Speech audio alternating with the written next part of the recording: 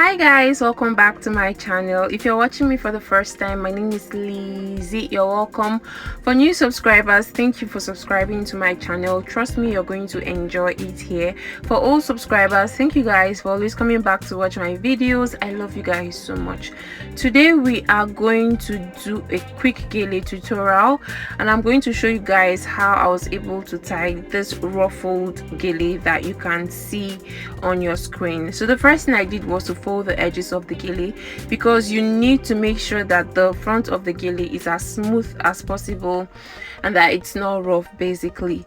Next up, I went ahead to make pleats. So I made about 4 pleats, and this is me right now just tracing the pleats down on the right hand side of the mannequin and also on the left hand side of the mannequin. Make sure that if you're going to make 4 pleats, you are doing it all the way. It has to be 4 at the middle and 4 at the sides.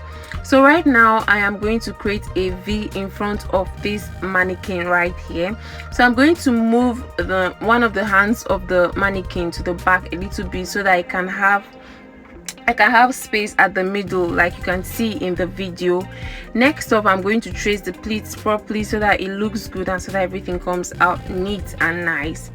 Next up, I'm going to pick the other hand of the fabric.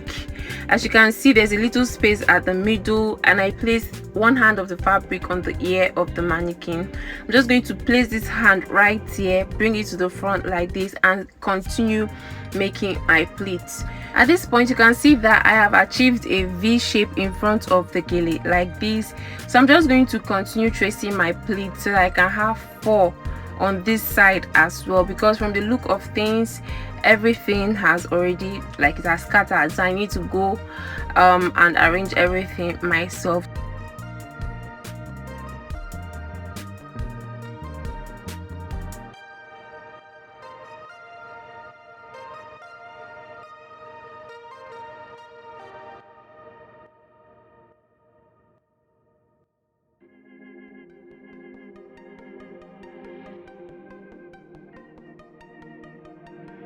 So guys, I'm done with my pleats. At this point, I'm going to make sure that everything is properly laid, and I'm going to make a switch at the middle of the gele like this, the middle of the mannequin like this. So I'm going to switch. I'm going to place one hand this way and the other hand the other way. So I'll place them at opposite ends.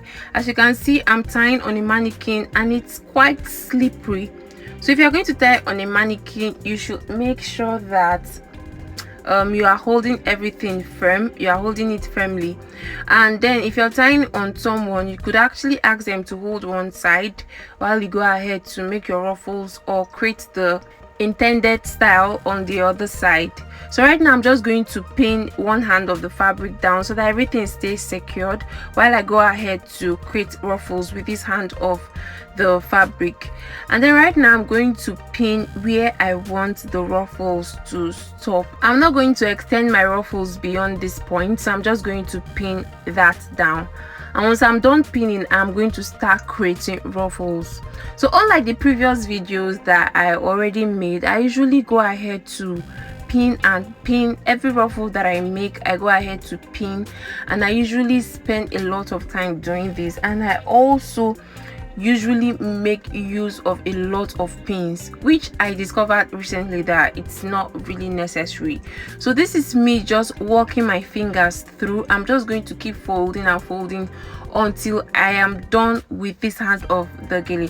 So there is no precise manner as to how you can make your ruffles. Just keep folding. Anything that you can do, just keep folding and folding until you exhaust the whole of this hand of the gele. I hope that is understood. So I'm creating somewhat like a ball on top of the mannequin, but make sure that you're styling it properly so that it doesn't look haphazardly done, and so that it comes out really nice. So I'm just going to create the ruffles like this until I reach the end.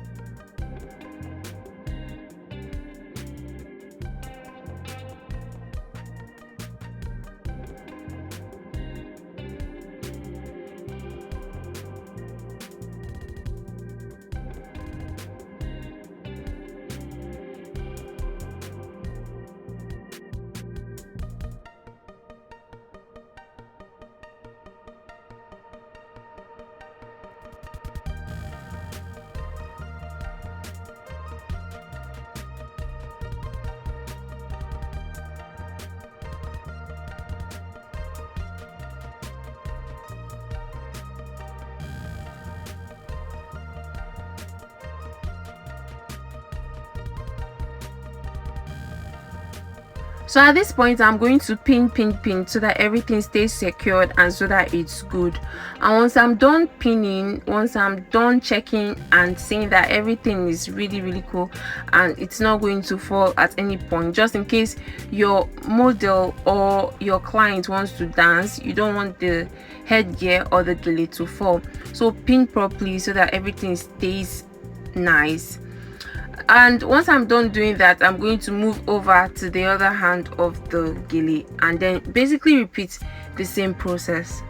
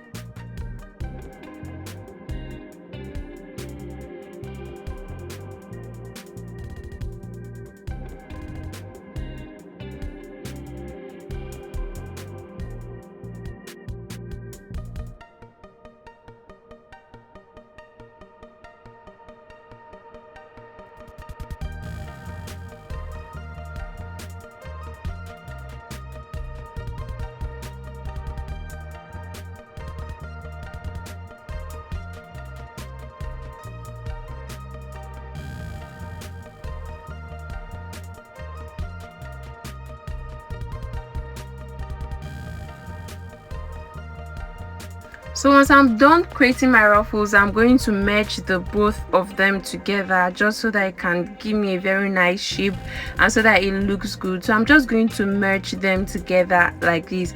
So I'm quickly going to show you guys what the back of the gele should look like. So you can either open the back of the gele or you can close the back of the gele. It depends on what works for you, but for me, I am going to close the back of the gele. I feel like it comes out more elegant that way instead of just opening everything. So I'm going to close the back of the gele.